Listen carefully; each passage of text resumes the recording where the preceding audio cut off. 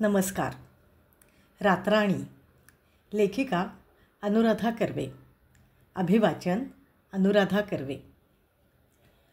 आज रातराणीने नाशिकला जायचं होतं. नवऱ्याने बसचं रिझर्वेशन करून ठेवलं होतं.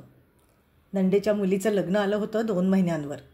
तिच्या मदतीला जायचं होतं. सकाळी नाश्ता करून नवरा आणि सासूबाई बाजारात जाऊन आले.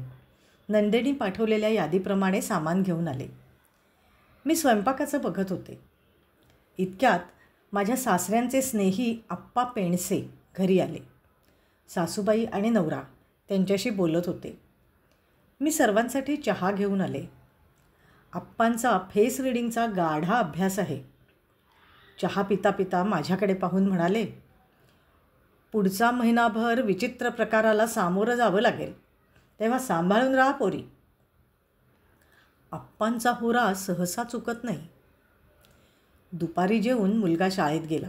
नवरा मुंबईला ऑफिसच्या कामासाठी गेला.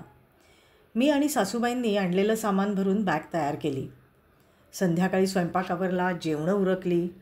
रात्री नेहमीचे रिक्षाकाका मला बसस्टँडवर सोडायला आले.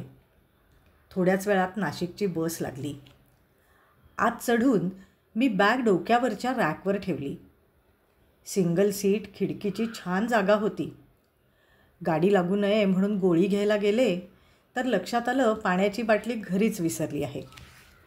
पर्स घेऊन पटकन उतरले आणि समोरच्या स्टॉलवर गेले. पाण्याची बाटली दुकानापुढच्या फळीवर ठेवली आणि पैसे देताना चुकून माझ्याच धक्क्याने बाटली खाली पडली. थोडी आत घरंगळत गेली.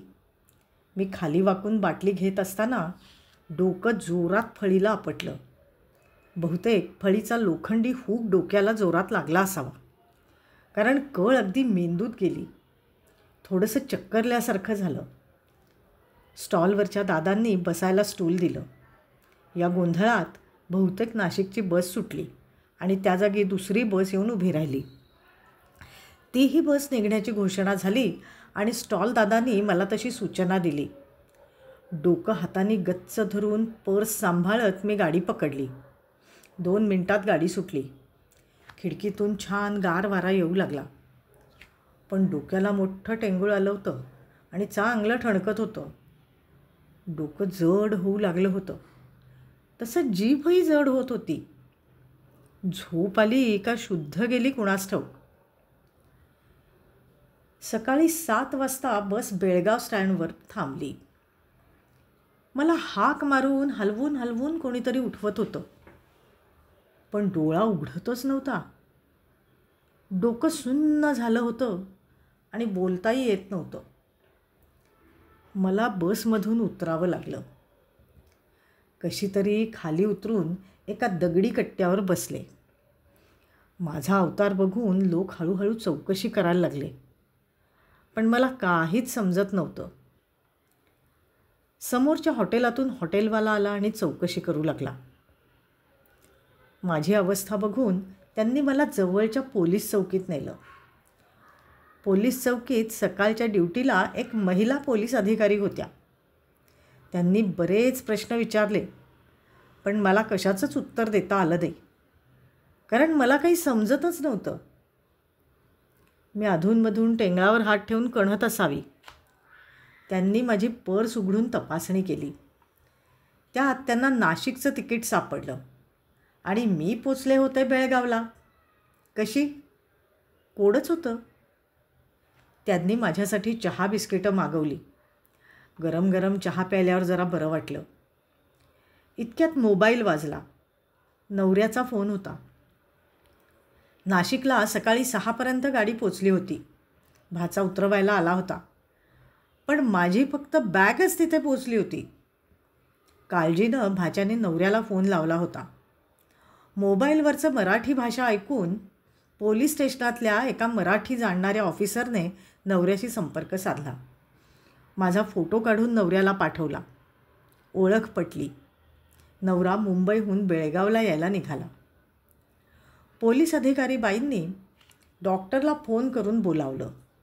डॉक्टरांबरोबर मलमपट्टी करण्यासाठी मी त्यांच्या हॉस्पिटलमध्ये गेले. नवरा येईपर्यंत मी हॉस्पिटलमध्ये आराम करावा असं ठरलं. औषध गोळ्यांमुळे डोक्याचं दुखणं जरा कमी झालं. थोडी झोपही झाली. तोपर्यंत नवरा आला. त्यांनी सगळ्यांचे आभार मानले. मी त्याला ओळखलंही नाही. माझा अवतार बघून त्याला धक्काच बसला. मग डॉक्टरांशी बोलून केस पेपर घेऊन आम्ही पुण्याला आलो. आमच्या डॉक्टरांच्या सल्ल्याने पुढची ट्रीटमेंट सुरू झाली. माझी ही अवस्था बघून सासूबाई हवालदिल झाल्या. मुलगा आई आई करत बिलगला, पण माझा ढम्म प्रतिसाद. बिचारा केविलवाणा झाला. घर, ऑफिस, दवाखाना, औषधं यामुळे नवऱ्याची त्रेधा तिरपीट उडाली होती. सासूबाई त्यांच्या परीनं करतच होत्या. माझ्या आणि त्यांच्या मुलाला सांभाळत होत्या. मला मात्र कशाचंच भान नव्हतं. महिनाभराच्या औषधोपचारांनी जखम हळूहळू भरू लागली. तशी हळूहळू स्मृतीही परत येऊ लागली. स्पीच थेरपीमुळे बोलणं सुधारलं. साधारण 1.5 महिन्यानंतर माझी तब्येत जागेवर आली आणि घरातल्या लोकांना हुश्य झालं. त्यानंतर लग्नाची गडबड सुरू झाली. नाशिकला लग्न दणक्यात साजरं झालं. पुण्याला आल्यावर सासूबाई म्हणाल्या, तुझ्यासाठी कुलस्वामिनीला नवस बोलले होते.